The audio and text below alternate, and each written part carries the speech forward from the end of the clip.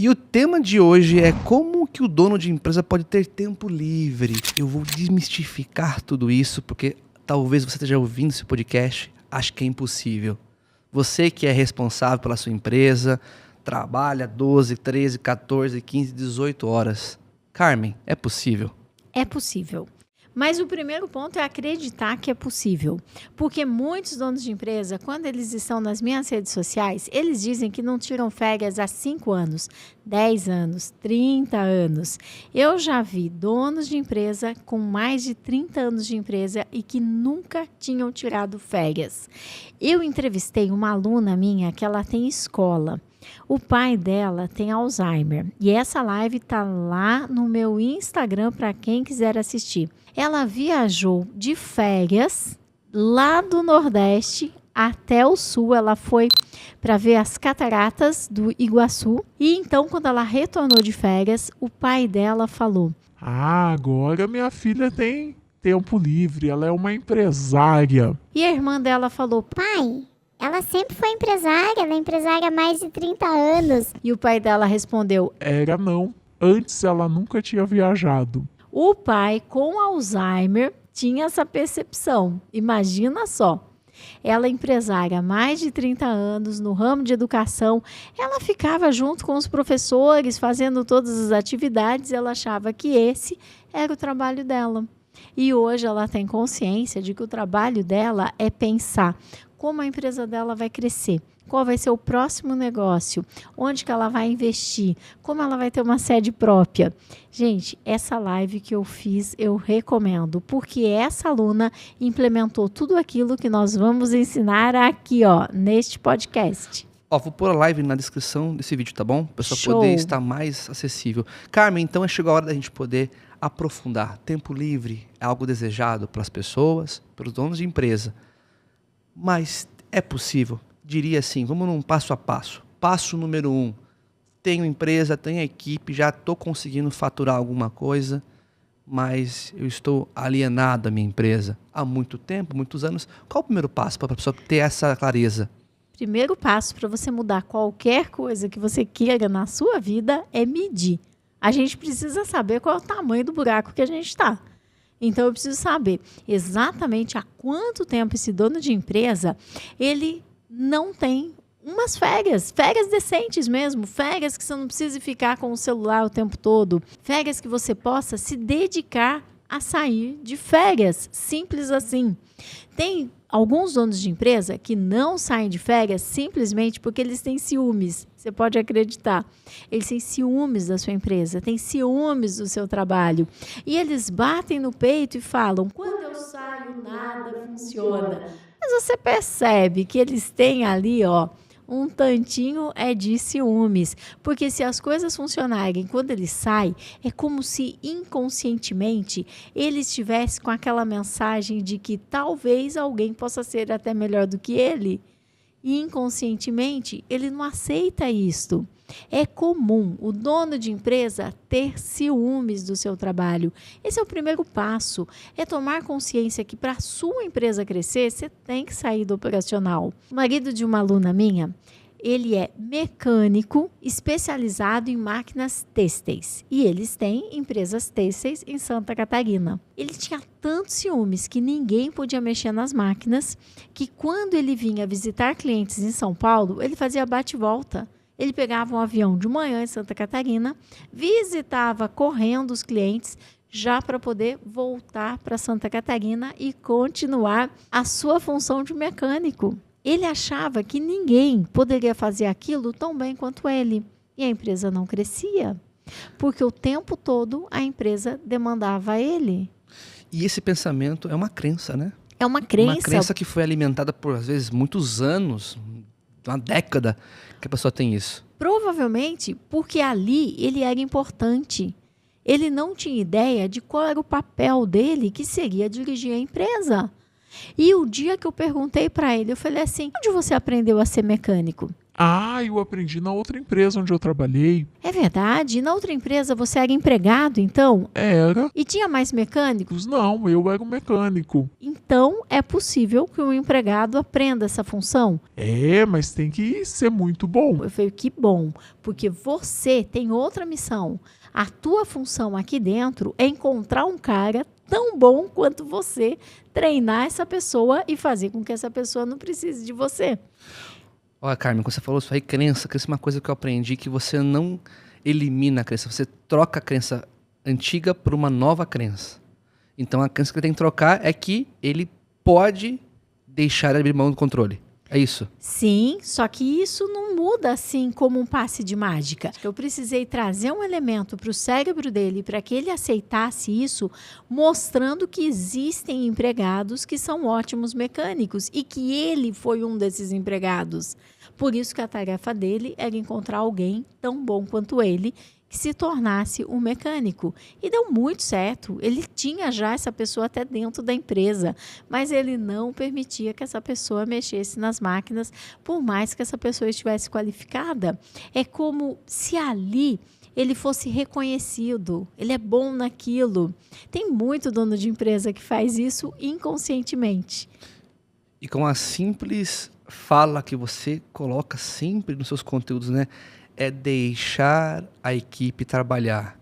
É não tentar se opor, né? No caso dele, ele deixou o cara melhor do que ele, trouxe na evidência e falou, eu posso deixar ele trabalhar por mim. É isso. Com certeza. E isso permitiu que a empresa dele crescesse.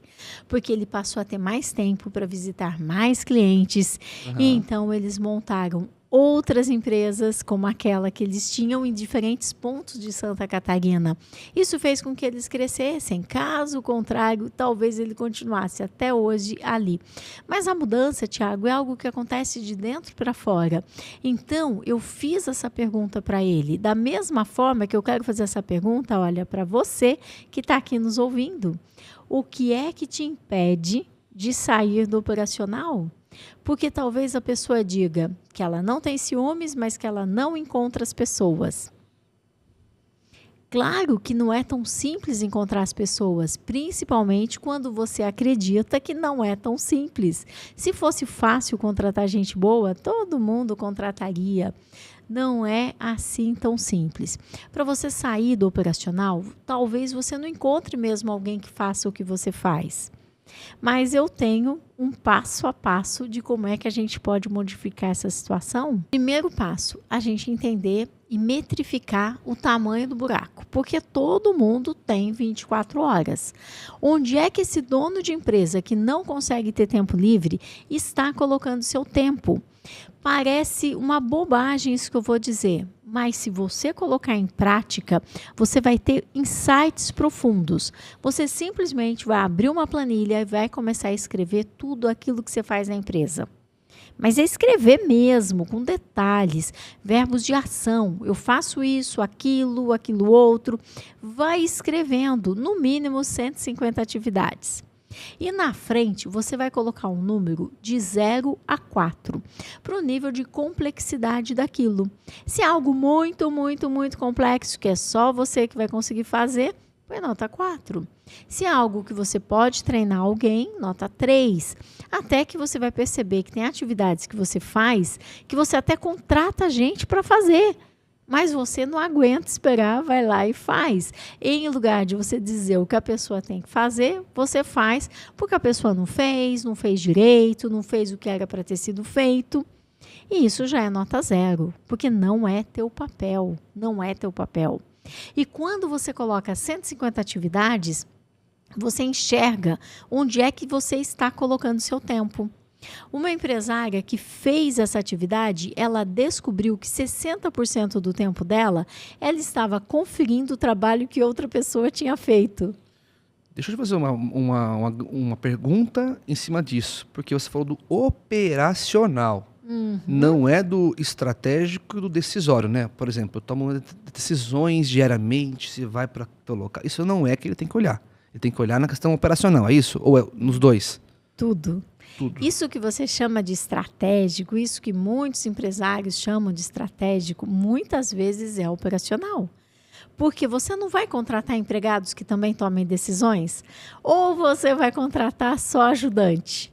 Só ajudante vai te ajudar a se manter fazendo aquilo que você faz. Então, quando você fala para mim, eu tomo decisões sobre as compras da empresa. Ué, se você contratou um comprador, ele também vai tomar decisões. Não, mas sou eu quem pago as contas. Ué, se você contratou alguém do financeiro, é ele quem vai pagar as contas. O dono de empresa, ele se engana o tempo todo para ele ficar lá dentro da empresa, porque ali é confortável, ali é aquilo que ele sabe fazer. É o habitat. É o habitat dele, é a zona de conforto dele. Fora é aquilo que ele nunca fez. Ele vai fazer o quê? Ele vai buscar outros negócios, ele vai buscar outras oportunidades para a empresa crescer, ele vai buscar outros públicos, ele vai buscar outros produtos que ele possa desenvolver, ele vai criar outras empresas. O que ele vai fazer com o tempo dele? Isso é assustador, porque isso ele nunca fez. É por isso que precisa ser bastante gradativo. E quando eu peço para você fazer as 150 atividades, é importante que você detalhe. Porque se você escrever, eu faço a gestão financeira, você nunca vai conseguir passar isso para ninguém. Agora, se você escrever, eu abro os boletos, eu imprimo os boletos que irão ser pagos, eu coloco isso numa planilha, eu faço a conciliação bancária, depois eu faço a minha planilha de tudo que eu tenho para pagar. Calma, isso aí um estagiário também consegue fazer. Eu faço pagamento nos bancos. Opa, então já tem uma complexidade maior. Mas ainda assim, um empregado consegue fazer. Então, como é que você faz o pagamento nos bancos? Primeiro eu vou lá na minha planilha do que eu tenho para pagar. Ok, aí é tranquilo, o empregado tranquilamente faz, uma pessoa iniciante. Daí depois eu lanço o pagamento. Ok, qualquer pessoa iniciante faz isso. Aí então eu aprovo esse pagamento no banco. Ok, essa parte da aprovação talvez seja um pouco mais complexa. Por isso que eu digo, você vai fazendo aos poucos. Você pode comer um boi inteiro, mas tem que ser um dia bife, um dia picadinho, um dia carne moída. Cada dia você come de um jeito, até que o boi todinho vai. Por isso que eu digo, coloque microtarefas. Porque essas microtarefas, até mesmo uma estagiária pode fazer, até mesmo uma pessoa iniciante pode fazer.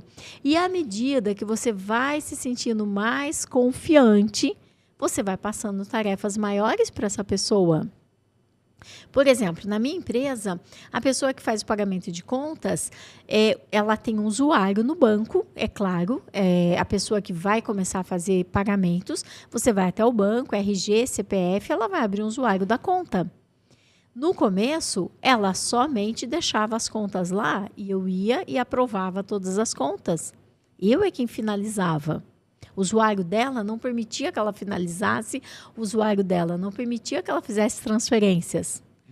E, com o passar do tempo, ela desenvolvia essa atividade tão bem que eu comecei a liberar que ela fizesse pagamentos até R$1.000, R$5.000 e assim sucessivamente. Hoje, ela faz qualquer pagamento até R$80.000.